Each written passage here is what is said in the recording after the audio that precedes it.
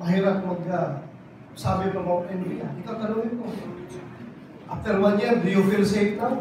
Sir, do you feel satisfied with how your men... Ako, satisfied ako. We are winning the war. We are winning the war. We are winning the war. I am very satisfied with the performance. Yung nga, nakalong gabi, may mga problema na encounter, at binibigyan mo natin yung pansin at binibigyan ng solusyon yung problema na yan. Pero, sana, you go out there in the streets, magtanong kayo sa mga tao, if they feel safe after 1 year. Kung hindi sila safe, then failure ka rin. Kung sabihin na safe na sila ngayon, as compared last year, then successful tayo. Sir, ano po ba? Wala yung pinaka-gauge, public opinion. Huwag ka lang magtanong doon sa mga talagang kalaban sa administrasyon dahil talagang by all means talagang nagawa ng issue yan. Sir, para may fair assessment din, sir, aside from public opinion, what other indicators are we looking at to gauge talaga kung anong kulang, anong... Ganito.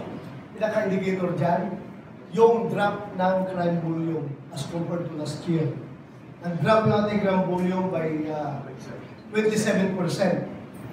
27% yung ating index crimes. Bumaba by 27%. So, napakalaki na po yan as compared to last year. So, meaning,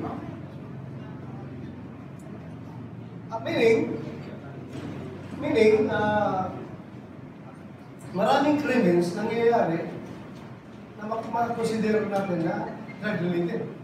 Kasi you attack drugs, you also attack criminality. Pag bumaba yung problema sa drugs, bababa rin yung problema sa crime. So, merong relationship yan. At I can honestly tell you, hindi sa nagmamayabang ako after 1 year.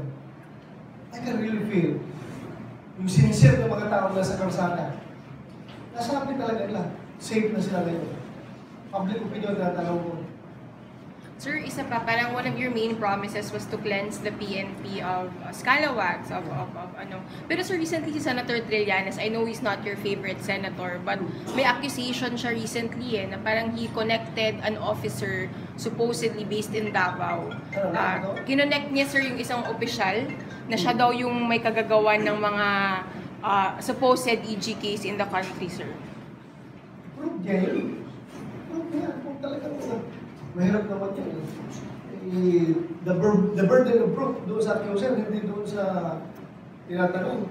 Kasi you can accuse anyone of any misdeeds just to destroy them. You can accuse. Pero kung may proof ka, pakita. Well, necessary charges in court. Mahirap nyo kami dipinsa ng dipinsa. Yung pala, hindi pala dapat dipisahan dahil wala pala. Diba?